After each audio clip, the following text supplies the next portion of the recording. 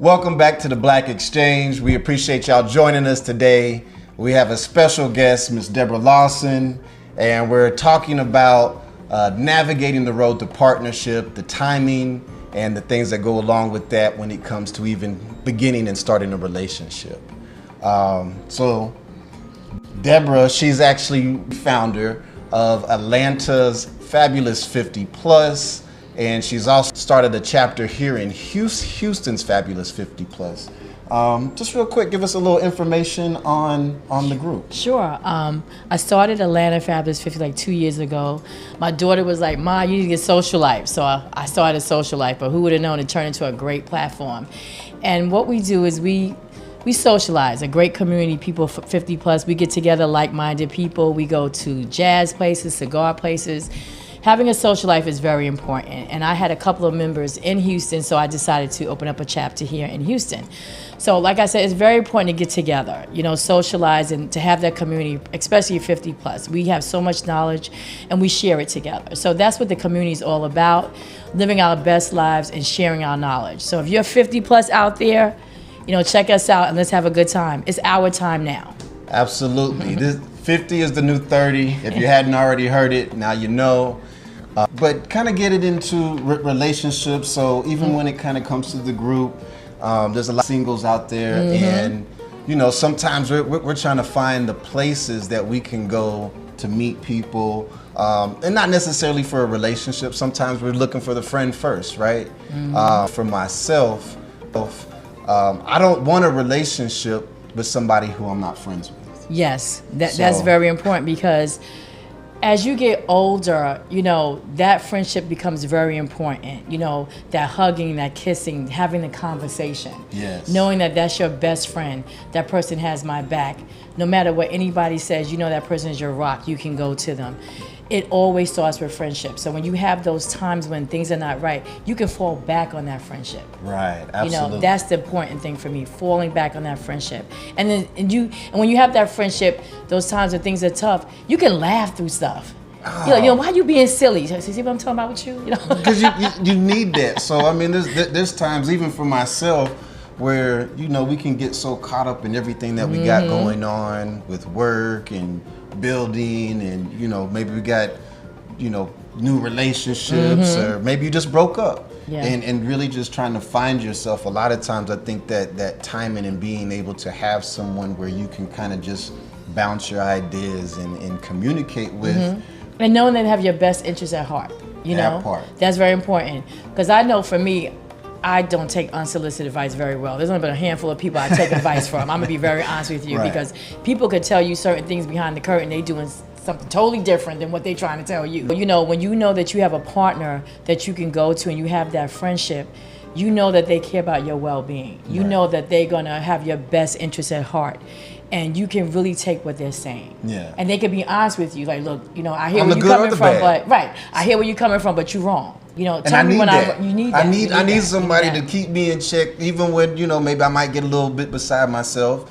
That hey, I understand how you feel, Terrance, but you weren't right. Yeah.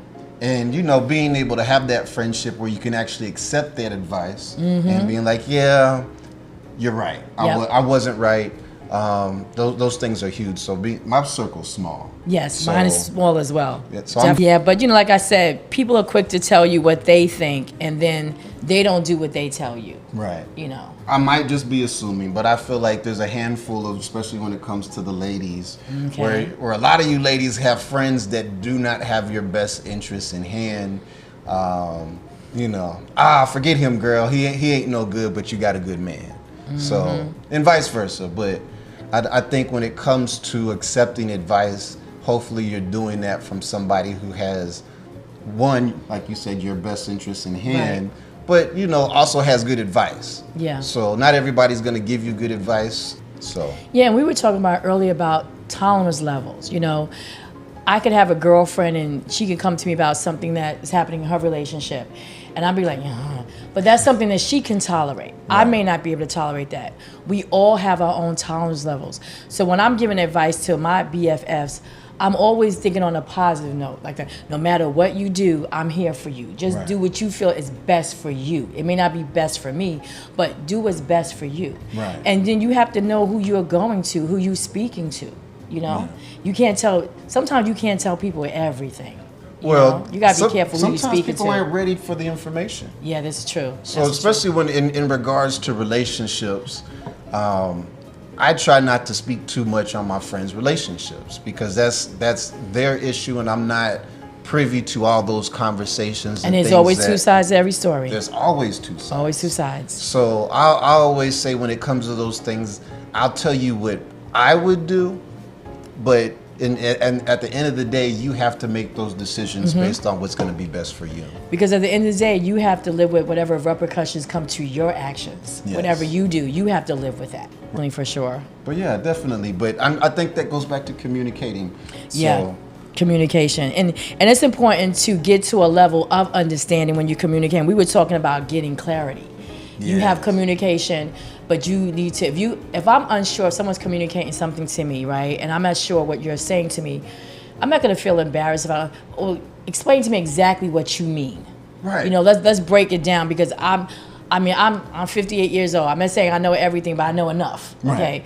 But I want to know what you mean by that so I can understand. Right. Clarity is very important. I want to know what your thought process and how you got to right. whatever it is that you're thinking of. So, you know, down in the future, if we do cultivate a relationship, I understand how you move, and we can complement each other when we have that communication and there's that understanding. But I think when it comes to dating, I think a lot of times that step is skipped. Yes. So. And you need to have that. Like when we talk about the levels, right, of dating, right, you have the talking, you have the dating, and then you have the being exclusive, right? When you're doing the talking thing, you know, you have people that do like multiple dating and some people one-on-one. I'm more like the one-on-one. Right. But I'm okay with like the multiple when you're having the conversation, because now you're having a conversation. I think you and I are both on the same level about video chatting. Right. Do that video chatting, not just for scamming, but you want to know who you're talking to. You know, let me see you, because it is a different dynamics when someone is in front of you, dating versus on the conversation. I can see your expressions. I can hear your tone your of mannerisms, voice. Everything. Right. I want to know if you rolling your eyes at me. So, you know, I think that's important that, you know, you get that interaction so that you really get an understanding of the type of person that you're dealing with. Be honest. Yeah. You know, let's be real, okay? If I'm dating, I'm gonna say to myself, you know what, I was married, I'm not trying to do that. I'm just really looking for a friend. You know, friends with benefit, call it what you want to call it. Or I just look for a companionship. Have that conversation. You know, you may surprise yourself. You know, right. Some women may say, you know, I'm feeling you. I mean, I'm gonna be very honest with you. I'm not looking for that right now. This is what we can do. Be upfront and honest about that. Or if you're saying, you know, you see on some profiles, I'm dating, looking for a serious relationship, right? Right. Then you go on a date. He ain't looking for no serious relationship. He just saying whatever he's saying just to get what he wants. He wants you to commit, but knowing that that's not what he really looking for. But that's where our women's intuition comes into play. We have it, let's use it, you know? Well, here's the thing. So you have to find out what that person's interpretation of a relationship is. That is true. So he might very well, or that person might very well believe that they are looking for a relationship. And that might be true to them. But you have to have that conversation and find out what is that to you. Right. So what my interpretation of a relationship and my expectations might not be the same. So, you know, it kind of goes back to that conversation. You know, it doesn't matter if you talk about it if there's no comprehension. And I really feel like, you know, a lot of times there might be conversations where people nod and say, oh yeah, I get it, but they don't necessarily get it. But this is why I even tell my daughter is going to be 29 years old, and you know, she's in a relationship, but before that, I would tell her, I said, it's important to look at people's actions and their words to see if they go together, but the most important thing is check a person's patterns out. Yeah. They cannot lie with their patterns. Yeah. Okay, so if you're saying that you're going to be a certain way, and they're doing the talk, and they're going to say what they say, and you spend some time with them, check out the pattern. Right. See if that is consistent. then you know that's who that person is. Yeah. You know, so take that time to get to know the person's pattern. You know, if they really are looking for, they're dating with a purpose. This is, their purpose is a relationship. Their person may be companionship. It may be just friends with benefits. But like you said, you know up front, and then you can deal with it accordingly. Say, okay, I can get with that. I think I can work with you on that. Right. You know? Absolutely. But I think that all that takes time. Yeah, it does take time. Everybody's timing is not the same. You know, at the point where I was really trying to search, which I'm not. I feel God will place whatever I need in front of me. And you know, right now I don't have no drama. I don't have no stress. I don't have no issues. I don't have any negativity in my life, so I'm very aware when, you know, people vibrate a certain way and they kind of invade my space. I'm like, no, something about your energy. I appreciate you, but I'm gonna be over here. Yeah. And, I'll see you when I see you. What's that saying? I leave them right where they at. Just leave them where they at. Yeah. And I believe people. So, and what I mean by that is, if you tell me you're a certain way, in so many words, I believe you. Right, you start them off with A until they show you something different. Yes. Yeah, start them off with an A till you show me something different. Definitely. Now, at the point where you show me something different, I'm good. Like I don't really take offense to people who are not for me. Right. I understand. I'm not for everybody either. So no, don't ever take it personal. It's not personal, but I also have an understanding that, you know, certain people bring certain things out of you more than others. And whether that's positive or negative, I feel like you have to be aware of what works for you and what doesn't, and be able to establish that in the beginning so that you're not having these conversations after you're already in a relationship that you never had before. And plus, not everybody's for you. Not everybody's gonna be for you. And people come into your life for a reason. What's that saying? Reason, a season. Yeah. You know, some people are branches. Come in for a season. Right. Some people are branches. Some people are leaves or roots. Yeah. You know, you have to figure out who's for you. And if they don't belong in your life, just let it go. It's okay, because you're opening up that space for the right person to come in. Absolutely. But you have to be able to receive it. You have to be open-minded to it. You know, don't be kind of like in that box. Yeah. You know, getting out there. Like I was saying, my daughter was telling Mom, you going to work, coming home, you need a social life. And having my group, it saved me. Yeah. It saved me. And it gave me that purpose. It gave me the opportunity to go out and meet people and to have a life. Yeah. You know, so if anyone who's listening, and so having a social life is very important. If you want to date and meet people, network, just people can share their knowledge with you. You're growing, you're learning. Yeah. So it's not find just about you a group of like-minded people that you can get along with. And not that you're going to get along with everybody, but just having that group where you can, you know, interact with people and find yourself again. So I know even for myself, there was past relationships that it took me a while to figure out back to, all right, Terrance, you know, what do I like doing? And you know, what do I want to spend my time doing? Because, you know, sometimes you get into relationships and you get so used to accommodating that other person and tendering to that other person. And you do it because you want to, hopefully. Yeah. But that may not have necessarily been how you would do it if, you know, you're with yourself or you're dating yourself, right? So I think opposites attract, but also have somebody that has a similar belief system as you. So even if I'm attracted to you, if we think different at the core, and my values ain't your values, and my morals are different than yours, you know, I feel like that's going to be a place where we're going to constantly butt heads and have issues, trying to have understanding when we have two different belief systems. But I want to ask you a question, because What you got? Hold on, let me have a drink. Let's see what you got. It's about dating. You know, you sit around a table, and you know, I find that, you know, when you did dating and courting, sometimes we want to, women and men, sometimes we want to pull things from different decades. You know, like what you mean? But I mean, like in the 50s, right? Okay, a man, he about to provide, he got to pay for the dates all the time, blah, blah, blah, blah. You know, and men are like, you know what? You know, I'm taking you out like 10 times, whatever. Like, okay, are you going to share it? You know, are you, like, how do you feel about it? Like, it's like, okay, after the third date, you paying for everything. Like, when do you look for her, like, to to say, you know what, let me go Dutch with you. You know, let me take you out. Okay, let me take you out. I don't look for that, but do I appreciate it? Okay. Absolutely. Yes. So that's definitely not something that I look for. But when it happens, it's something that most guys will absolutely notice and appreciate. But you don't have to keep doing that. Right. Because I look at it like this, like if I'm dating you after the third time, that's just me personally, right? Okay, I'm gonna say, you know, let me go Dutch, or I may pay for it. Because I see that you're looking at me, if you're dating with a purpose, you're looking for a relationship, marriage, it's showing that she's being a partner. Right. She's showing me that she can contribute, you know? That's how I look at it. But that's funny. So I absolutely believe in that. Okay. And it's a partnership. It doesn't always have to be 50-50. Right. But there was a point in time where we wasn't even dating. We was actually in the relationship. And I mean, I pretty much paid for everything. Okay. Like, everything. And we had went out one night and we were at this, it was like a concert and I had paid for the tickets. I was like, I'm a little tight. You mind getting our second drink? I had already paid for drinks. I was like, hey, you mind getting this one? And we had been together for like 2 years at this point. Okay, 2 years. Almost. Okay, all right. And she had a real issue with that. She was so upset that it actually ruined the night that she felt like, well, why do I have to get drinks? The second drink. Yeah.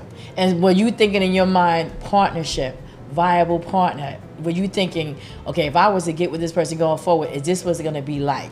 It's like pulling teeth to get any money from her. Like, you know, I'm buying her gifts. She don't buy me nothing. You know, what were you thinking behind that? There was maybe a week or two after that, and we broke up.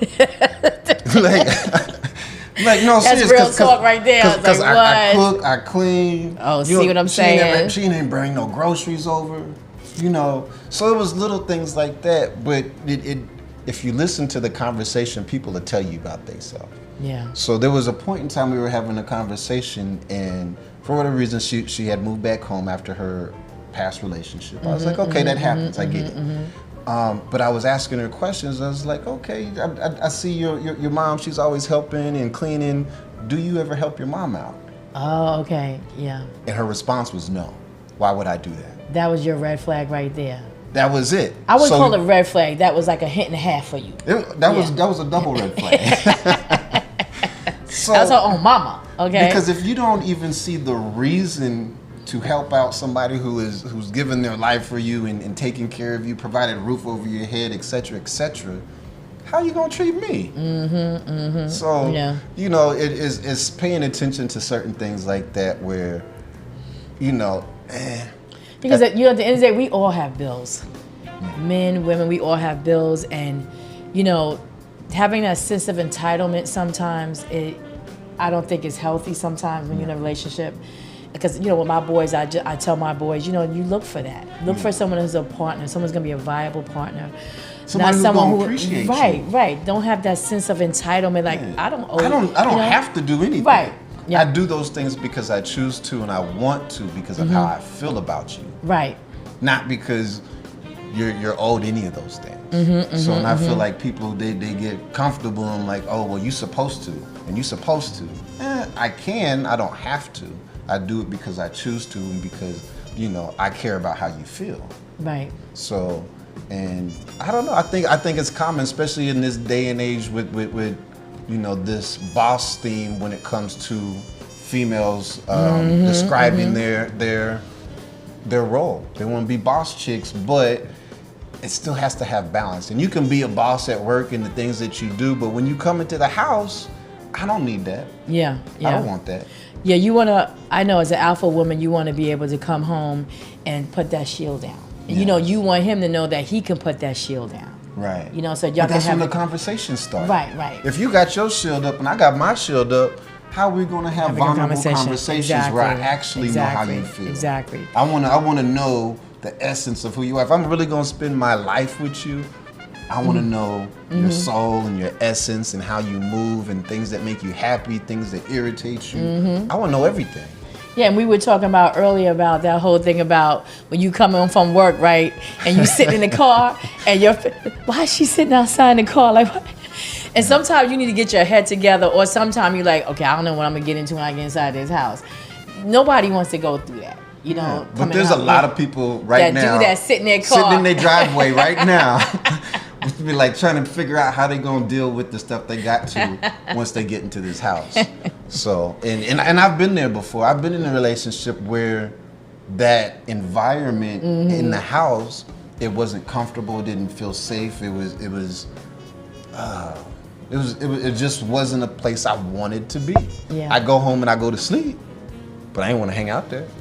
You know. And you know, and all these things that we're saying, when you ask people like, okay, how come you're single, or why you're not in a relationship? You know, you got all this stuff going for you, both men and women, and people ask that question. And we were talking earlier about, okay, why some men are not looking to get married right now, and they probably had a wedding, they got divorced, and you know, they lost all this stuff, their home, whatever. They had some bad experiences. Right, and they're starting all over again. Yeah. You know, and then you have some women like, oh, he's in an apartment, he ain't got no, he had all that stuff. Yeah. But you know, now he's starting all over again. You know, you got to take that into consideration too. But there's, I will say this: there's a lot of men that will happily give up their house and their car and everything else to get away from a bad situation. Same thing with a woman. And I was literally just having this conversation the other day with a friend of mine that at the end of the day, his peace was way more important than that house and that car. It's only 4 walls, no love in the house. It doesn't matter. It doesn't matter. Yeah. You know, what's a house without the home? Yeah. So You definitely have to think about those kind of things, you know, when you're in a relationship, and the things that we go through as we get older, both men and women, and why women, you know, I know for me being married for 16 years, I got married when I was 24, and I was all about my marriage and my kids, which is what I should be, right? Right. But then when I divorced, it's like I discovered myself all over again, okay? And you get used to that, and you're like, okay, I'm back out in the dating field. Like, do I want to give up that piece? I got comfortable in myself, but it goes against my nature, you know, because I'm a passionate person. I need to be with someone in a relationship for myself. But, you know, you have to just ask yourself, like, this is what I want to do. This is where I want to go. You know, just make sure that you're doing what you want to do for yourself. I kind of like, my mind is spinning. I got so many things to say. Sometimes you forget what you were talking about, right? You know? No, but absolutely. But you get where I'm going from. You know, it's like sometimes we don't want to give up that. Yeah. You know. So that space. Even for myself, I feel like there was a point in time, and even kind of now, I'm in a space where, you know, again, I'm happy, and I don't necessarily need anything extra in order to make me happy. I'm already happy. So when I'm with somebody and I cultivate that friendship and that relationship, I'm only adding to what I already have. Right. I'm not trying to fill an empty hole in order to feel a certain type of way. And you want something to enhance it. Yeah. Enhance what you already have. And that's healthy. I feel like relationships should enhance what you already have. And a lot of times I see people getting into relationships and they're not ready, and they're looking for somebody else to fill that hole so that they can feel a certain way. And typically, I've noticed that, you know, at a certain point when you're not receiving that, you're unhappy and you're actually blaming that other person for not making you happy. And it's really not the other person's responsibility to do that. It's not their responsibility. And they can only go by what they see, or sometimes, you know, what you tell them, you know. And I guess you think about that equally yoked. You know, like you said, you have to take time to get to know a person, get in it, and see what's what. Yeah. Absolutely. Definitely. So it's balance in merging. I always put it in an analogy when it comes to traffic, right? And my analogy is when I'm on the highway, if I'm meeting somebody, I need them to be able to merge. Okay. Without messing up the flow of traffic. Okay, that's a good one. I like that. I shouldn't have to slow down to let you in or speed up to let you in. It should just merge and flow and the traffic keep going without causing any wrecks and all that other stuff. A lot of people don't know how to merge. No, they don't. Now, there's another question I want to ask you. Language of love. Okay. Do you feel that that's important? I'm gonna tell you. Like love language. The love language, exactly, right. Gotcha. Do you feel that's important to just be discussed in the beginning when you're dating? Because you know, some people, I mean, I think we all have a little bit of every last one of them, right? Yeah. You know, some people are more into others. Like for me, it's act of service and affection. Some people about quality, you know, gifts and things of that nature. Yeah. But then I have. So, okay. What are your love languages? Mine is service, okay, when you service me, and then affection, okay. Now, don't get me wrong, I like gifts like the next person, quality time, you know, and affirmation, you know, I like that. But we all have the top, okay? And you may have someone that wants affirmation all the time, you know, like, and you know, and if you care about that person, you'll do that, you know, for them. And I think it's important to know a person's love language. So how not do you to feel just about know it? yours, but you gotta know theirs as well, right? So that when they're giving you those things, you have an understanding of where those things are coming from. This person, they give gifts. For myself, I'm more words of affirmation, acts of service, and touch. So I'm a very affectionate person. So whether it's kissing, massages, and it doesn't necessarily have to be sexual or anything like that. But if I'm into you, I want to touch you, I want to be close to you, I want to kiss on you. I like to kiss, so I can't date nobody who don't want to kiss. Right, because if you're not affectionate, especially in public or whatever, sooner or later, that's going to be an issue. And then as you get older, like in your 70s and 80s, you may not be able to come together, you know what I mean, as far as like, and that kissing and hugging becomes so important. So if you were someone that's not affectionate, that goes out the window. You know, so to me that's very important. You know, and you on the other hand, you have some women will say, well, I don't want to tell him right up front because he may do those things for me just to get me, but that's not who he really is, you know? Yeah, but if that's what you want, you should say those things, allow that person to do it, and if you're worried about them stopping doing it down the road, then have that conversation. Right. But, you know, give everybody all the information. Don't hold back information expecting to get everything that you want. You have to communicate. You have to say what you like, what you don't like, tell you what your love language is, say what your pet peeves. Yeah, so, definitely your pet peeves. You know, definitely don't be hiding your pet peeves, being angry and feeling some type of way and expecting the other person to accommodate you when you haven't communicated those things. Well, look, I want to talk about situationship. Maybe we talk about that situationship. That seems to be a new word now. Tell me your definition of a situationship. I gotta hear this. Okay, this is what I listen up, y'all. What's a situationship? A romantic or sexual relationship that is not considered to be formal or established. I guess that's a cute way of saying friends with benefits, right? Right. And people say companion, but situationship. Because I'm not in a we're in a situationship. Yeah. That seems to be a lot of that going around. There's a lot. Okay, there's a lot of that going around. You ever been in a situationship? A long time ago. I mean, I think we all go through that time in our lives when, you know, we're not trying to be in a committed relationship, and you know, you want to have companionship. You know, we're human beings, men and women, but you have to have that conversation. You know, so you don't want to be leading someone on and then find out that that's not what it's about. Yeah. You know, who wants to do some crap like that? And don't assume. So if you're not sure if you're in a situationship, by all means, you should be asking those questions. Don't be afraid of whatever the answer is. Or, you know, as women, you pretty much know if someone's leading you into that, you know, by their communication, the consistency. You kind of know if it's about friends with benefits, and if it's something not for you, then you get out. If it's not, you say, I can hang with this person. I know what this is about, but I'm not taking this person serious. I'm still looking for whatever. You know, we all have our own ways of doing things and what we want.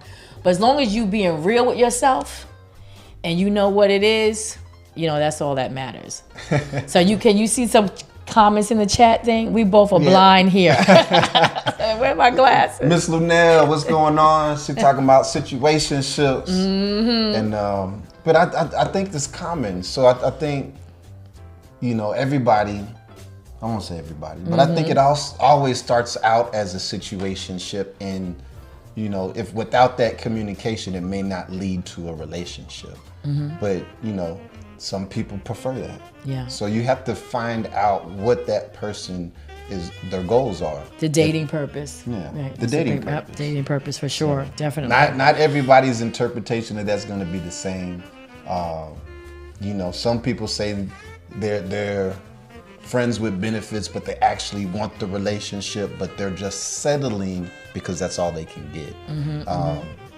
In those situations, I think that if you're not getting what you want in that relationship, and initially maybe you established it as friends with benefits, and then along the line, okay, I established it as friends with benefits, but now I want It more. can change sometimes. Right, now I it can want more. change. It's not set in stone that when you start off with someone with friends and benefits that it cannot change into a relationship. Yeah. Especially if you had a friendship in there, and you know you just don't never. It could be a matter of timing too for that person. You know, because it can go the other way. It's not always, like I said, set in stone. Like, oh, I started out with getting down with that person. I'm not taking that person serious. You just don't know. Everybody could be different. Yeah. You know? And I've done the opposite, where I started off as friends, and you know it was kind of a situationship, and then it was started dating, but at the soon as the relationship kind of went into the dating, every part of started that changing. friendship changed. Oh wow. Everything changed, and it was one of those situations where you just want to run from. You'd be like, oh, hey, you're not even a friend no more. I can't. Yeah. Like, you're not the person I thought you was. Yeah, and then you have some people that are like, okay, we're dating, and you know, I'm not thinking about getting with you sexually, so I know we're exclusive. Okay. Honestly, I'm not gonna get exclusive with you. You want to test drive the car? Okay, yeah. I'm not getting exclusive So we got to with test you drive the car until right. I know that we're compatible. Right. You know what I'm saying? Chemistry goes a long yes, way. I'm glad we're coming on that topic, because a lot of people, you know, you like I said, you want to know. You know, you want to know what I'm not gonna say. Okay, I'm gonna do this. We're gonna do this, and then when you do get together, it's like, okay, that person. How do you say, okay, you know what? I don't think we should be exclusive anymore. Like, why? This is why, because you're not. Be honest. Be honest. You know, see if that person is willing, or y'all are willing to come together and compromise. But No selfish lovers, people. No selfish lovers. But you know, I think in the intimacy and having sex and those things, it should be fun, but communicate, right? Yep. Say the things you don't like. Say, hey, touch me there. Do it softer, harder. But be open-minded, because you got some people are set in their ways and they don't want to be open-minded to please their partner. Right. It's all about them. So be open-minded. And to me, it's not a bad thing or a good thing. It's not a right or wrong. Right. You know, if you care about the person and you're open-minded and you're not a selfish lover, you ask, what do you like, and learn to do those things for each other. Yeah. You know, and not everybody's don't be gonna afraid to be honest. Right. If that person isn't pleasing you, or they're not doing it in a manner that you like, don't let them keep doing that. Don't fake it. Don't fake no orgasms. Letting this person, man or woman, feeling like, you know, they Superman in the bedroom when they really, you know. And then when you handyman. decide to stop faking it, okay, this is the danger part.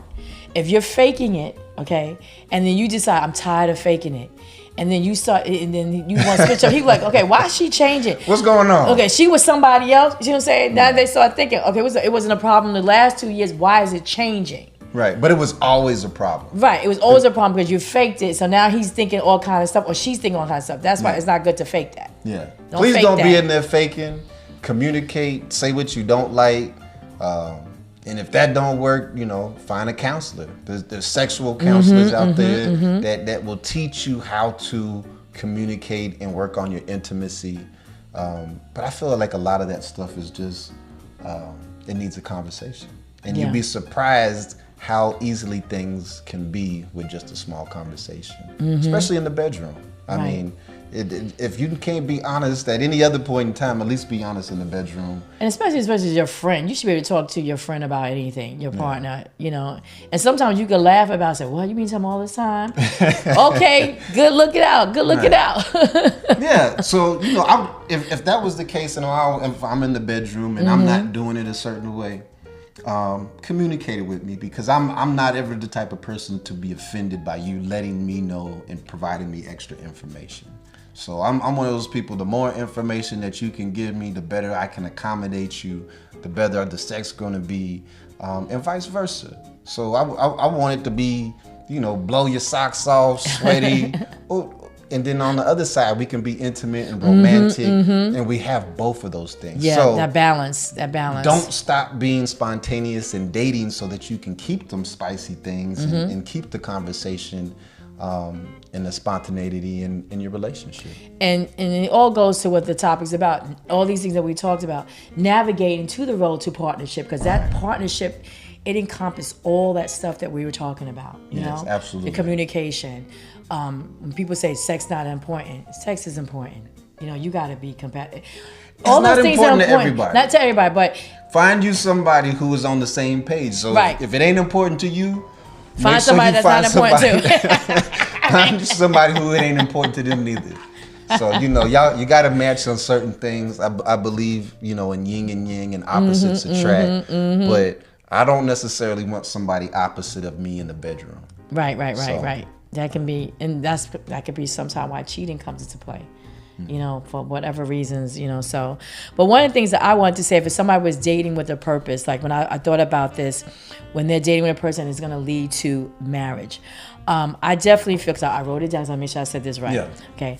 I feel you should not settle for anyone that doesn't understand that marriage requires friendship, respect, loyalty, communication, and dating each other always. Dating always. Always date, even when you're married. That's so important. Yeah. Even doing that role play, you want to keep it fresh, keep it exciting. And even if you're not married or going in a relationship, you want to keep that going. Yeah, because I hear it all the time. You get into the relationship, and then all that spiciness and the things that initially attracted you to that person, you stop doing. Yeah.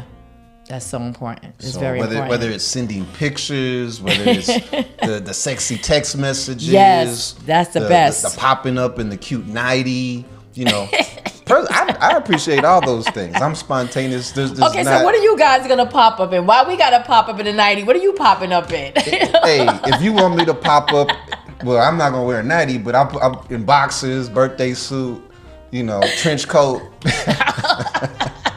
So yeah, you got it. Don't always have to be one-sided. Yeah, what you popping up in, Or set that romantic tone. I think it's so beautiful when a woman comes home and, and you tuck off work early and you did dinner, and then you shut the bath and everything like that. That it goes along with those little things, getting those flowers, just because. And even women too, do the same thing too. Your man come home, have that meal, or what do you do? I got a surprise pedicure for you. Put his feet there, doing his crusty feet. Give your man a foot rub. I promise you, he's gonna move a little different, and you might get some surprises out of it. Rub that man's feet, give him a massage, and not because he asked. Yeah, men want love too. They want it too. We really do. Y'all but want it too. We get so, and I can only speak for myself. We get so used to wanting to keep our woman happy. At least I speak for myself. I want my woman to smile. I want her to feel loved and feel special, and not just in the house. Yes. When we go out too. Oh yeah, that's right. That's right. The same type of energy and vibration and affection that I give here, she's gonna get the same thing no matter where we go, because my only focus is her. Even when we're out, there's nobody else in the room except for us. So, and I think that's a beautiful thing. And I love it when I go out, especially when you see older couples. Oh my God. When they look like teenagers in the corner and they're laughing and they're giggling. That's a beautiful thing. I love that kind of stuff.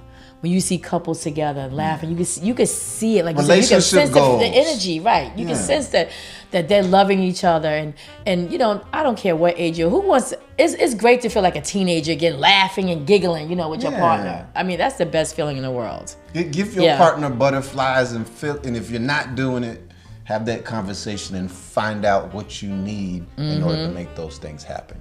Definitely. Navigating that road to partnership, it can be a lot of fun. Navigating the road to partnership, timing is priceless. Miss Deborah Lawson, Atlanta and Houston Fabulous 50 Plus. Today's show is brought to you by You Rise Together Apparel and You Rise Together Foundation. So I appreciate you coming on. Thank you. I'm Thank glad you so I'm much. here. It is good to see you. Yes. And great conversation, y'all. Definitely bringing Miss Deborah back. Thank you. I would love to come back and talk about something totally different as well. There could be just so many topics. Like you said, this is therapy for us. You know, no matter how many podcasts we see, conversation with friends, that is a form of therapy, you know? And we need to have those conversations. Yeah. You know? Absolutely. Yeah, we need to have those conversations. With Find people. you a friend. And ladies, having a guy friend that's just a friend, that's cool. Yeah, I'm a strong believer in having that female and male energy. You need to have that. You gotta have balance. You have to both. have both. You have to have both. You know, and if you're in a relationship and you let the male person know a friend, they have to. As long as they respect that. You know, somebody get out of pocket, then okay, I'm blocking you. You out of pocket. If that's a real friend, you don't have to worry about those things. that. Right. But I think it's healthy. You know, especially with you and I both. We deal with community, we network, we meet people. And I'm thankful that I have a spouse that understands that. You know, that's so important that they support you, that you're out there, you can be your best. You don't have to worry about it because whether you're around me or not, I'm going to give you the utmost respect. And you People can be gonna genuinely know that. yourself. Right. You don't have to and people change. will know that. People will know that, like, okay, this person's serious about who they with. I'm not going to mess with that. There's other levels and avenues that you can go with people, male and female. You know, Absolutely. And we learn from each other. Definitely. So I'm learning from you today. So so yeah. The so how single life. long you gonna be in Houston? I'm gonna be here until tomorrow. We had a great weekend. You know, we had our membership meeting in Houston at a great place that we was hanging out to, and then we had a fundraiser. Okay, that was done. If you don't mind, I want to shout out Color Code Foundation.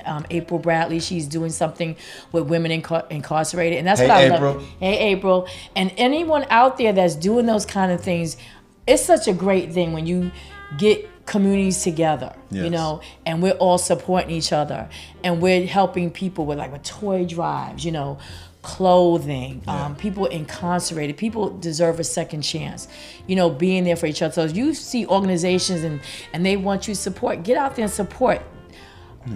Let's not be the type of people that say, I want to do something in the community, and then you don't do it. You know, do something. It's a lot easier than you think. If you just take the time to look. So I would say Eventbrite, apps like Meetup. These are apps, they have groups and functions where it's like-minded people, whether it's on the relationship, whether it's business, whether it's health and wellness and being in your community. Yes, health and wellness for sure. So, you know, take the time to find a group that you feel like you'll fit good into.